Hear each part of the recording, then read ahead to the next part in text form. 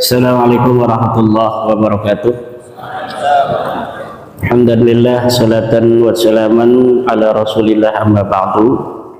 Maka Bapak Kiai Haji Syarif Rahmat, Ketua Umum Padasuka yang saya muliakan, Bapak dari Polda yang saya muliakan, Bapak dari TNI yang saya hormati, pembicara kita Bapak Profesor Anhar Gonggong, Bapak Tubagus Nur Fadil Tirtayasa. Ini kayaknya masih saudara, sama-sama Tirtayasa. Pak Anhar Gonggong ini dari Sulawesi, turunan Syekh Yusuf Makassar, menikah dengan Putri Sultan Ageng Tirtayasa. Kemudian keturunannya ada di Tirtayasa, juga ada di Afrika Selatan, ada juga di Makassar, ya. Nah, Pak Anhar Gonggong ini adalah cucu dari Sultan Banten, Sultan Tirtayasa, dan ulama besar Syekh Yusuf Makassar.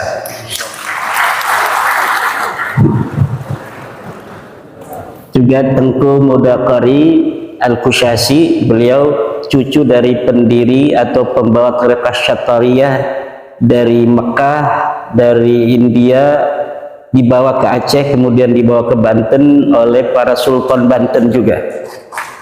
Bapak Dr. Sugeng yang saya hormati, para hadirin, para tokoh ini banyak, Pak Kiai Syarif, di belakang ini kiai-kiai, ada Kiai Mukhtar Fatawi, ada Kiai Mujib, ada Kiai Zainal, dan tokoh-tokoh besar lainnya. Mudah-mudahan semuanya ini mendapatkan keberkahan pada hari ini. Juga Gus Fuad Pleret dari Banyumas, ada dari Jogja, ada dari Ampel, dari Surabaya, dan lainnya. Hari ini kita bicara tentang sejarah dan genealogi. Sejarah adalah komunikasi tiada henti antara masa lalu, masa kini, dan masa yang akan datang. Menurut Napoleon Bonaparte, sejarah adalah dongeng-dongeng yang disepakati. Menurut Lawrence Durrell, sejarah adalah kesalahan-kesalahan yang selalu diulang-ulang. Saya tidak sepakat dengan Lawrence Durrell. Saya tidak sepakat dengan Napoleon Bonaparte yang menyatakan bahwa sejarah hanyalah dongeng-dongeng yang disepakati. Tetapi kita boleh tidak sepakat. Nyatanya, faktanya, ada sejarah atau ada narasi yang hari ini kita yakini sebagai sebuah kebenaran, tetapi ketika dibuktikan secara ilmu sejarah, maka gagal total untuk dikatakan sebuah peristiwa, sebuah tokoh itu adalah betul-betul peristiwa dan tokoh yang historis. Ilmu genealogi adalah merupakan bagian dari ilmu sejarah. Bahkan bisa dikatakan ilmu nasab atau ilmu genealogi merupakan ilmu bantu sejarah. Maka kajian ilmu nasab harus memiliki karakteristik kajian sejarah. Dia harus bersifat empiris, scientific dividend, harus bisa dibuktikan secara ilmiah. Tidak boleh ada sebuah narasi sejarah kita taken for granted, menerima begitu saja, harus dibuktikan. Tidak boleh ada sebuah pengakuan nasab yang bersimultan pengakuan ini dengan privilege tertentu, baik secara sosial antropolog maupun secara paham keagamaan dari tafsir yang dapat diterima. Ketika ada susunan nasab, umpama tentang baginda Nabi, dia mengaku merupakan bagian dari keturunan baginda Nabi besar Muhammad SAW,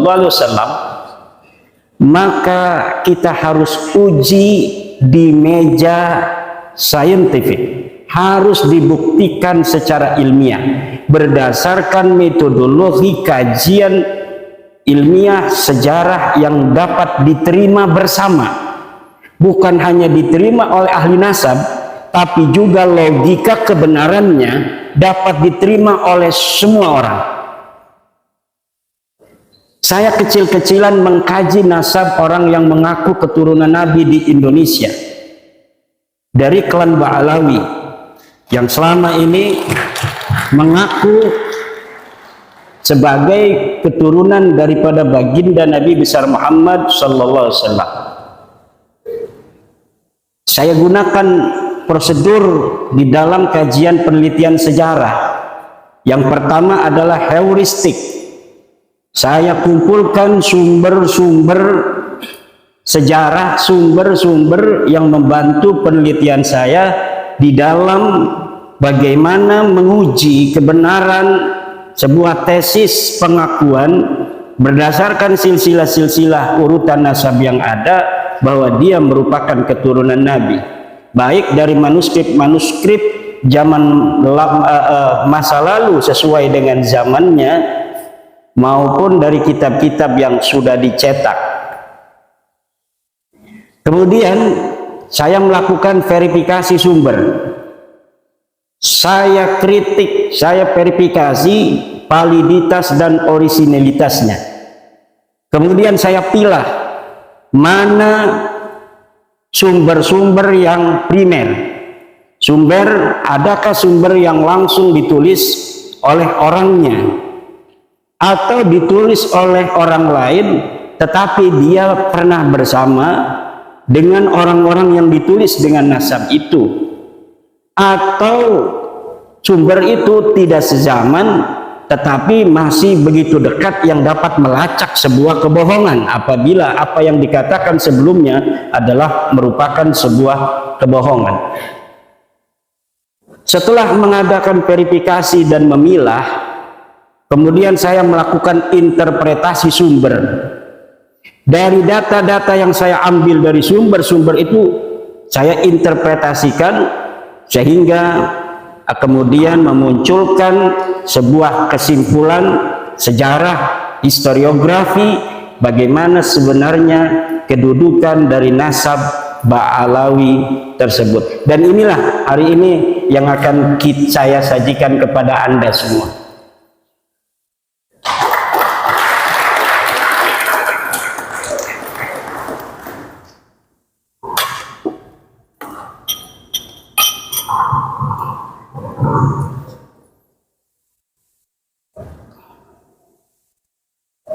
Atau sambil berdiri aja ya.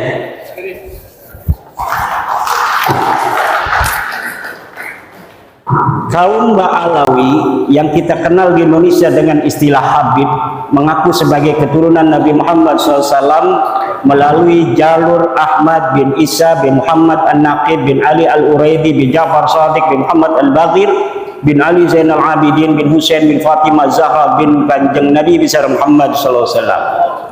Ahmad bin Isa, ini titik poinnya, dari sini yang diakui.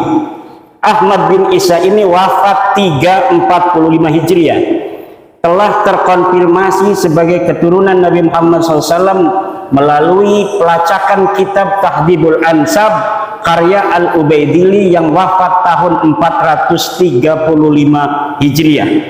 Sosok Ahmad bin Isa ini lulus tes uji petik dari kitab nasab. Kemudian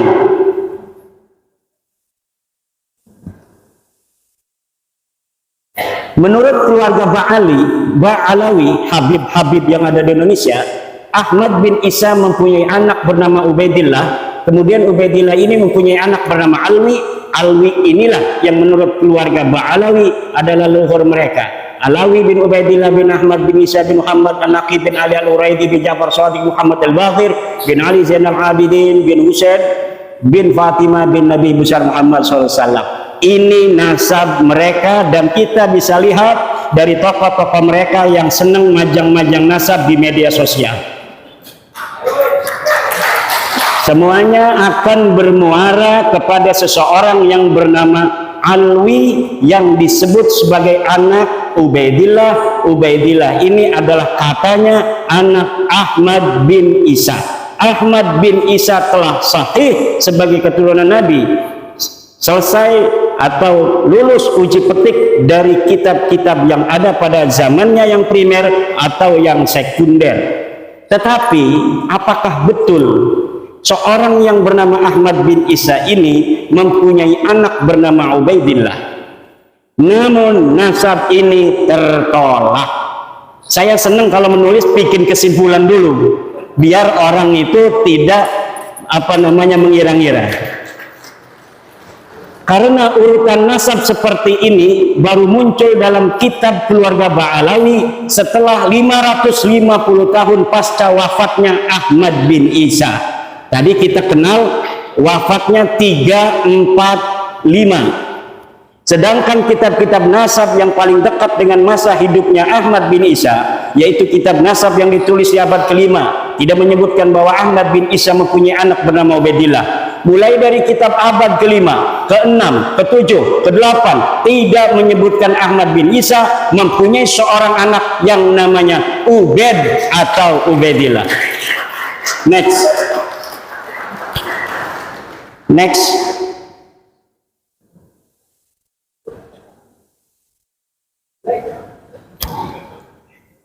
Kitab abad kelima, Muntaqilat Talibiyah, karya Abu Ismail Tabatabai yang wafat tahun 400 Hijriah menyebutkan bahwa sebagian anak Ahmad bin Isa adalah Muhammad yang tinggal di Roy, tidak ada Ubaid. Kitab abad kelima, Tahdhibul Ansab, karya Al-Ubaidili yang wafat tahun 435 menyebutkan pula bahwa sebagian anak Ahmad bin Isa adalah Muhammad.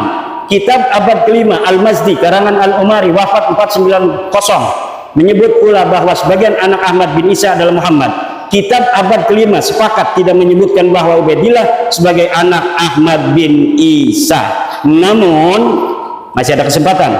Kitab-kitab abad kelima tersebut masih membuka masuknya nama lain dari anak-anak Ahmad bin Isa, karena kalimat yang dipakai adalah kalimat yang tidak menunjukkan makna terbatas atau hasr. Menggunakan kalimat sebagian dari anaknya adalah Muhammad. Kitab abad yang dapat terlacak ada dan sudah dicetak abad kelima, 3 ini sepakat bahwa tidak ada anak Ahmad bin Isa bernama Ubaidillah. Next. Kitab abad ke-6 As-Sajarah Al-Mubarakah yang ditulis tahun 597 Hijriah, karya dari Imam Fahru Razi yang wafat 606 Hijriah, menyebutkan bahwa keturunan Ahmad bin Isa hanyalah dari 3 putranya, yaitu Muhammad, Ali, dan Husain. Ini sudah hasr. Imam Al-Fakhrur Razi ketika menyatakan anak Ahmad hanya 3 menggunakan jumlah ismiyah, fa'aqibuhu min salasati banin. Menurut ulama nasab, apabila kitab nasab menggunakan terma jumlah ismiyah, ini menunjukkan makna hasr atau terbatas. Berbeda ketika ulama nasab menggunakan jumlah fi'liyah, semisal fa'aqaba min salasati banin, ini masih memungkinkan ada nama lain selain 3. Tapi ketiga terma kalimat menggunakan jumlah ismiyah seperti As-Sajarah Mubarakah seperti itu, maka berarti yang bisa direkam secara meyakinkan oleh Imam Al-Fakhrur Razi berdasarkan ilmunya adalah bahwa anak Ahmad bin Isa hanya 3, yaitu Muhammad, Ali, dan Husain. Tidak ada Ubaid. Begitu pula lafaz salasati banin merupakan isim adad bilangan. Menurut ahli usul fikih, lafaz adad merupakan salah satu lafaz khusus. Jika dikatakan fakafaratuhu it'amu asyarati masakin, maka maksudnya adalah 10 orang miskin, tidak kurang tidak lebih. Maka ketika di abad ke-9, 550 tahun setelah wafatnya Ahmad bin Isa, dikatakan bahwa Ahmad mempunyai anak bernama Ubaidillah, maka nama itu tertolak. Lalu dari mana Imam Fahru Razi mengetahui 3 ini tanpa adanya referensi yang disebutkan dalam kitab As-Sajarah Mubarakah? Inilah yang dikritisi oleh Rumel Abbas misalnya dan yang lain sebagainya. Imam Fahru Razi, saudara, ketika menyebut anak Ahmad bin Isa hanya terbatas pada 3 saja, ini sangat bisa dipercaya. Kenapa? karena ia tinggal di kota Roy di Iran. Sedangkan di Roy banyak anak keturunan Ahmad bin Isa dari jalur Muhammad bin Ahmad bin Isa. Ini sabotase ini. Jangan-jangan ini yang megang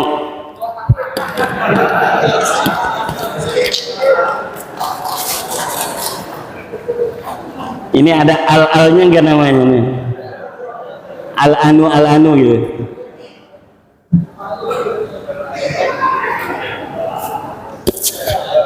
Kitab abad ke-7. Ini tadi abad ke-6 sudah dihasar bahwa anaknya cuma 3. Sekarang bagaimana reportase dari kitab-kitab yang ada yang sampai kepada kita dari abad ke-7, ke-8 dan ke-9 awal. Kitab abad ke-7 Al-Fahri karangan Imam Al-Marwazi yang wafat 614 Hijriah juga tidak menyebut nama Ubaidillah sebagai anak Ahmad bin Isa. Ia hanya menyebutkan bahwa sebagian anak Ahmad bin Isa adalah Muhammad. Kitab abad ke-8 Al-Asili karya At-Taqtaqi yang wafat 709 Hijriah menyatakan bahwa sebagian anak Ahmad bin Isa adalah Muhammad. Kitab abad ke-8 As-Sabatul Musan karya Ibnu Al-Araj Al-Husaini yang wafat 787 Hijriah menyatakan bahwa sebagian anak Ahmad bin Isa adalah Muhammad. Kitab abad 9 Umdatul Talib karya Ibnu Inabah yang wafat tahun 828 Hijriah menyatakan bahwa sebagian anak Ahmad bin Isa adalah Muhammad. Maka ada 8 kitab nasab yang sudah saya sebutkan yang membentang mulai dari abad ke-5, ke-6, ke-7, ke-8 dan ke-9 awal sepakat bahwa Ahmad bin Isa tidak mempunyai anak bernama Ubaidillah, dan di abad ke-6 sudah dihasar bahwa anak Ahmad bin Isa hanya 3. Maka masuknya nama Ubaidillah sebagai anak Ahmad bin Isa tidak bisa dianggap sah. Next. Kapan muncul nama Ubaidillah sebagai anak Ahmad bin Isa? Ubaidillah muncul sebagai anak Ahmad bin Isa pada abad 9 Hijriah. Dimunculkan oleh Habib Ali bin Abu Bakar As-Sakran yang wafat 895 Hijriah dalam kitabnya Al-Burqa Al-Musiqah dengan menghusnuzoni. Ini bahasa saya. Kalau bahasa Tengku ini nggak boleh katanya husnuzoni. Nama Abdullah yang ada pada As-Suluk sebagai Ubaidillah. Ceritanya ada kitab sejarah yang menyebutkan sebuah silsilah dari seorang ahli hadis yang bernama Ali, Abu Hasan Ali bin Muhammad, terus binnya kemudian dia bin Abdullah bin Ahmad bin Isa. Lalu kata keluarga Habaib ini, oh saya punya leluhur namanya Ubaid, mungkin Ubaid ini adalah Abdullah. Maka kemudian diurutlah nasabnya dengan menghusnuzoni nama leluhurnya Ubaid ini sebenarnya namanya adalah Abdullah, yang kemudian ditasgir menjadi Ubaidullah. Lanjut. Ini ada keterangannya. Di tahun 732 sudah ada orang yang dicatat kitab As-Suluk sebagai anak Ahmad bin Isa. Selain dari 3 anaknya yang disebut dalam As-Sajalah Mubarakah, namanya Ali dari keluarga Bajadid Abu Alwi. Katanya ia keturunan Ahmad bin Isa dari anaknya yang bernama Abdullah. Nama lengkapnya Abu Hasan Ali bin Muhammad bin Ahmad bin Jadid bin Ali bin Muhammad bin Jadid bin Abdullah bin Ahmad bin Isa. Nama Abdullah inilah yang dihusnuzoni oleh Ali As-Sakran sebagai Ubaid, di mana leluhurnya dulu bernama Ubaid. Lalu ia memahami bahwa Ubaid ini sebenarnya Ubaidillah dan Ubaidillah ini sebenarnya adalah Abdullah yang ditulis di kitab Suluk. Sejak itulah keluarga As-Sakran menulis silsilah leluhurnya sebagai Ba'alwi. Lalu apakah ini aman? Kita lihat.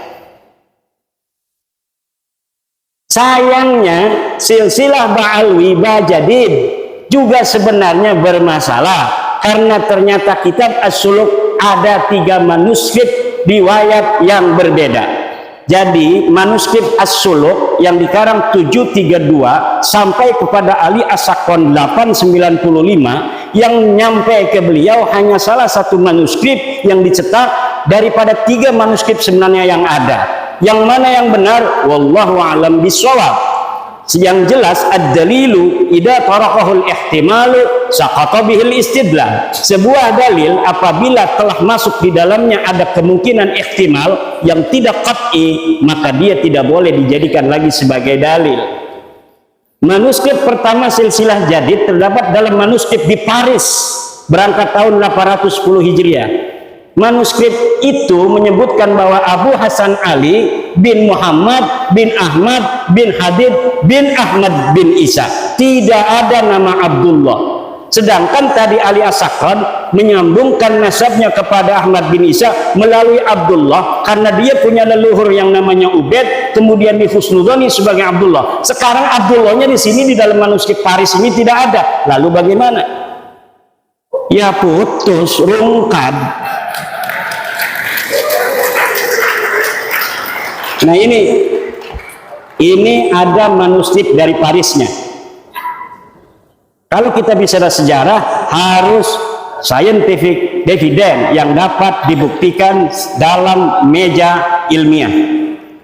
Dari manuskrip ini, bagaimana seorang Abu Hasan Ali yang disebut As-Suluk wafat tahun 620 Hijriah. Ini Abu Hasan Ali disebut dalam kitab As-Suluk. As-Suluk ini adalah kitab sejarah yang menjadi pandoman orang-orang Yaman untuk mengurutkan silsilah keyamanan mereka hari ini, dan ini dapat dipercaya kitab As-Suluk. Maka banyak orang-orang yang mencantolkan diri dalam sejarah asli As-Suluk agar leluhur mereka nampak menyejarah, walaupun dulunya leluhur mereka tidaklah terjadi sesuatu hal yang membanggakan dan berprestasi.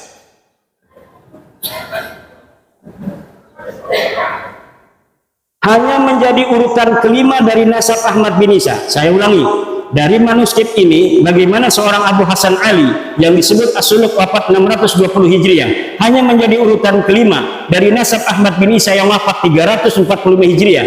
Berarti setiap generasi baru mempunyai anak di umur 55 tahun. Dan ini tidak masuk akal dalam ilmu genealogi, di mana setiap generasi dengan generasi berikutnya berjarak lahir dan wafat rata-rata harusnya 33 tahun. Dan dengan manuskrip ini cantolan Habib Ali As-Sakran menjadi bias dan tidak sah. Karena apa? Karena Habib Ali As-Sakran mencantolkan keluarganya ke Ba'alawi karena ada nama Abdullah yang disebut As-Suluk. Sedangkan di dalam manuskrip As-Suluk versi Paris ini Abdullahnya teaya. Silakan. Next. Manuskrip kedua As-Suluk. Manuskrip kedua As-Suluk silsilah jadid adalah Abu Hasan Ali bin Muhammad bin Ahmad bin Hadid bin Abdullah bin Ahmad bin Isa. Dalam manuskrip dua ini nama Abdullah memang ada, namun jumlah nama hanya 6. Ada tambahan nama Abdullah dari versi manuskrip yang pertama. Perkiraan jarak wafat dan lahir antara nama-nama itu 45 tahun, walau lebih muda dari manuskrip sebelumnya, tetapi tidak masuk akal. Ditambah dari sini dipahami bahwa nasab Bajadid ini mudtoribah, berubah-ubah, yang menunjukkan bahwa nasabnya ada masalah, sulit untuk dikatakan sahih. Lanjut.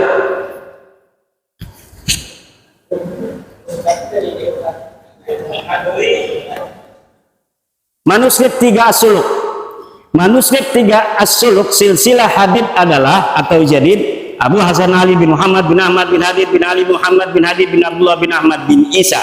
Silsilah inilah yang dicetak dan ditahqiq oleh Al-Aqwa tanpa menyebutkan dari versi manuskrip manakah silsilah ini diambil. Bisa jadi silsilah semacam ini tidak ada dalam manuskrip manapun. Ia mentahkiknya dan menambahinya berdasar pengetahuannya dari literasi Ba'alawi saat ini. Jika manuskrip pertama yang sahih, maka pencantolan Habib Ali As-Sakran gagal total, karena nasab Ba'alawi saat ini adalah furu' dari usul nasab Bajadid. Ketika usulnya batal, maka furu'nya juga batal.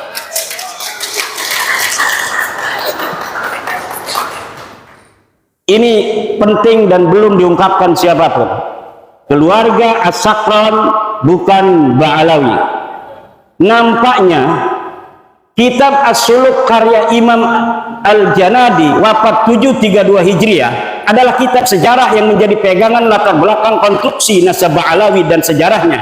Nasab dan sejarah Ba'alawi yang ahistoris disusun sedemikian rupa menggunakan latar belakang sejarah yang terdapat dalam kitab As-Suluk. Penulis yakin secara ilmiah bahwa keluarga As-Sakran sebelumnya tidak dikenal dengan nama Ba'alawi. Nama Ba'alawi keluarga As-Sakran itu dikenal setelah kitab Al-Burqah dan kitab Al-Jauharus Safaf ditulis, yaitu milik Habib Abu Bakar As-Sakran dan Imam Al-Khatib. Seperti film fiksi sejarah Arya Kamandanu yang skenarionya ditulis berlatar belakang sejarah Majapahit. Ada orang namanya Ba'alawi dulu, ada silsilahnya ditulis dalam kitab sejarah. Lalu orang yang abad 9 mengatakan, itu leluhur saya itu. Sejak itulah dia menggunakan nama yang ada dalam kitab itu untuk keluarga dia dan keturunannya. Next. Ini versi ilmiah ya, interpretasi dari sumber-sumber yang kita dapatkan. Perhatikan kitab An-Nabhah Al-Ambariyah. Ini kitabnya. Setiap saya ngomong kitab saya tidak sebutkan, tetapi ada foto dari kitab dan halamannya. Perhatikan kitab An-Nabhah Al-Ambariyah karya Muhammad Kadzim bin Abil Futuh wafat 880 Hijriah.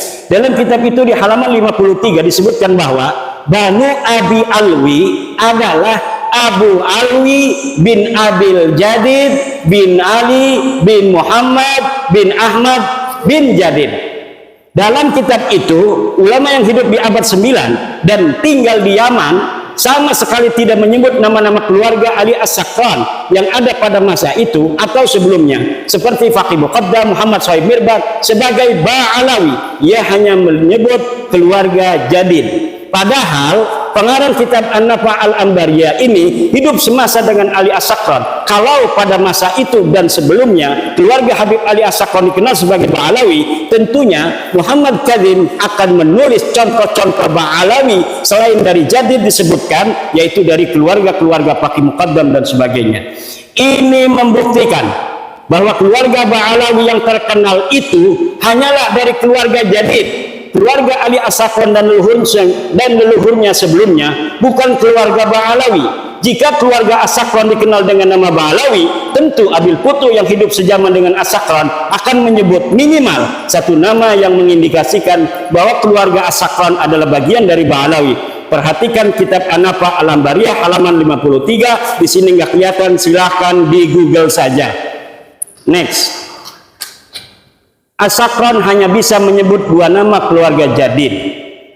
Habib Ali As-Sakran yang mengatakan bahwa Jadid yang ada dalam kitab sejarah itu As-Suluk adalah saudara dari Alwi, leluhur dia, hanya bisa menyebutkan dua nama keluarga Jadid. Dua nama itu persis sama dengan yang disebut kitab As-Suluk, yaitu Abu Hasan Ali dan Abdul Malik yang berketurunan di India.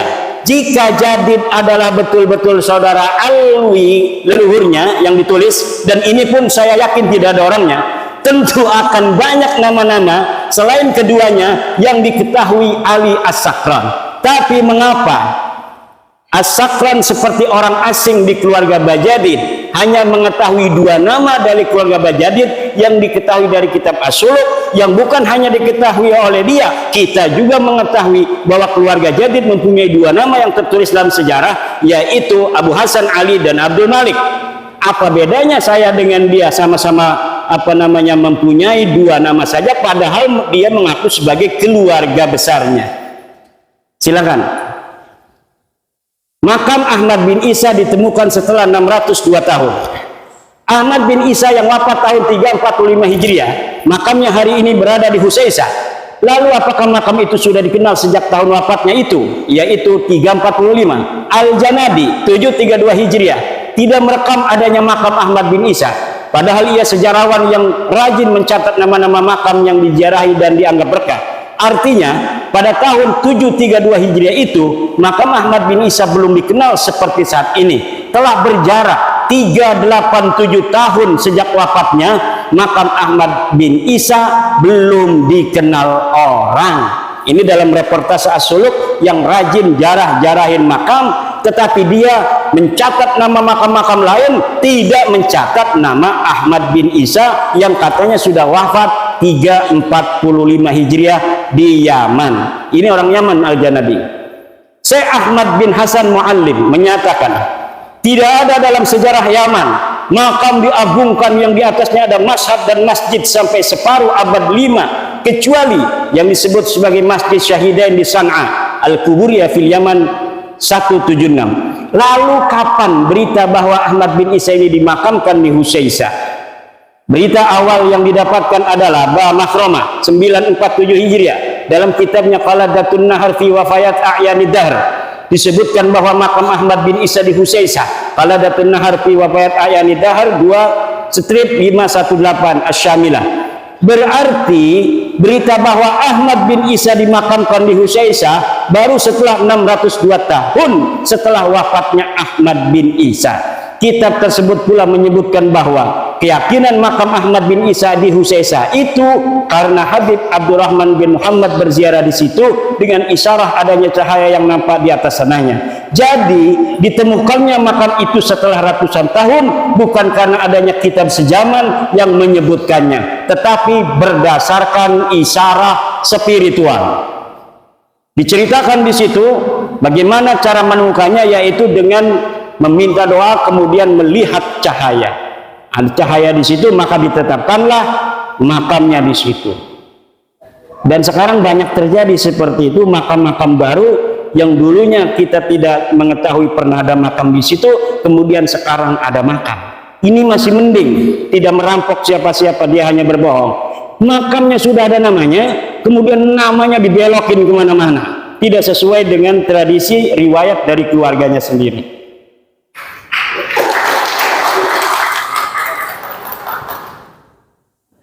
Kitab-kitab sejarah yang ditulis setelah masa Ahmad bin Isa sampai abad 9, ini kitab sejarah, tadi kitab nasab.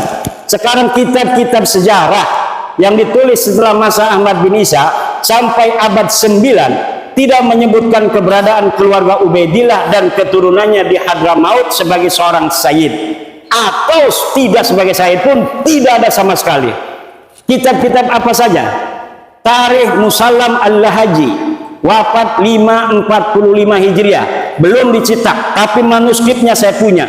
Tidak ada nama Ubaidillah dicatat di dalam kitab itu, dan tidak ada keterangan bahwa Ahmad bin Isa pernah hijrah ke Yaman dari Irak. Tabaqat Ibnu Samurah wafat 586 Hijriah. Tarfatul Ashab, nah ini Ibnu Samurah sering sekali namanya dicatut dalam kitab-kitab Ba'alawi semacam Syamsud Dhahirah dan kitab-kitab yang lainnya, Al-Ghurar, kemudian kitab Hidmatul Ashirah, bahwa Ibnu Samurah pernah mengisbat silsilah nasab Ba'alawi pada masanya. Tetapi ketika kitabnya yang bernama Tabaqatul Fuqaha saya cari dari awal sampai akhir, tidak ada satupun Ibnu Samurah menyatakan bahwa dia mengisbat nama keluarga Ba'alawi sebagai sayyid, apalagi mengisbat menyebut nama dari satu keluarga Ba'alawi pun tidak ada. Next, kesimpulan.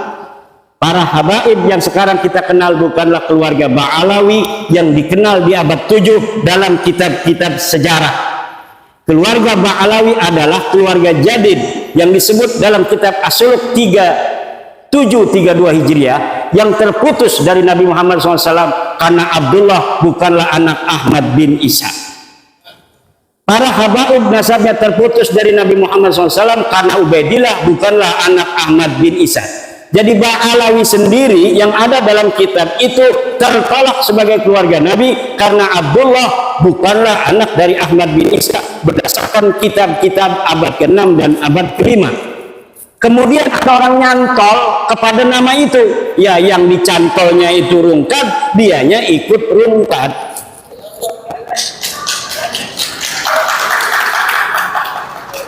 Pengakuan keluarga habaib sebagai keturunan Nabi baru mulai abad 9 oleh Habib Ali As-Sakran dalam Al-Burqah dan atau Abdurrahman Al-Khatib 855 Hijriah dalam Al-Jauhar Asy-Syafat.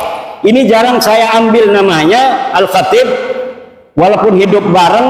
Dia adalah Al-Khatib ini murid dari kakeknya Ali Habib Ali As-Sakran, juga murid daripada ayahnya. Jadi walaupun dia bukan Ba'alawi, terindikasi subjektivitas itu ada karena dia hidup bersama Habib Ali As-Sakran. Dan kitab Al-Jauhar Asy-Syafat ini belum dicetak sampai sekarang. Dia bagaikan sebuah kitab sakti yang tidak boleh dilihat oleh siapapun, tetapi sering diambil oleh kalangan Ba'alawi untuk membela nasabnya. Jadi kita tidak bisa untuk melihatnya, tetapi dia mengutipnya. Bagaimana sebuah dalil hanya bisa diketahui oleh mereka, kemudian didalilkan kepada kita tanpa kita bisa memverifikasi, tanpa kita bisa memvalidasi, tanpa kita tahu originalitasnya seperti apa. Jadi ini namanya senjata yang sangat canggih, yang bisa untuk membacok tapi kita nggak bisa melihatnya. Kitab-kitab yang lebih mudah dari As-Sajarah Al-Mubarakah 606 yang menyebutkan bahwa Ba'alawi habaib tersambung nasabnya kepada Rasulullah tertolak karena hanya mengutip dari Al-Burqah dan Al-Jauhar kitab abad 9 Hijriah. Next. Terakhir, usaha yang perlu ditempuh habaib agar nasabnya tersambung. Saya kasih clue-clue. Seorang yang meneliti ya harus begitu kan. Kita bukan karena tendensi subjektivitas dan sebagainya, enggak, kita ilmiah aja.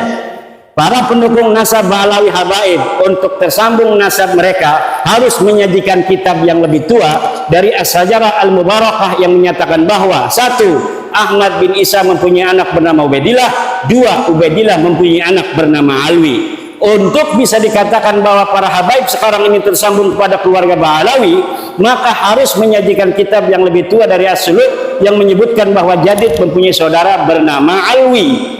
Jika 3 pertanyaan itu tidak terjawab, dan yakin tidak akan terjawab kecuali bikin manuskrip palsu, maka para habaib bukanlah keturunan dari Nabi besar Muhammad sallallahu alaihi wasallam.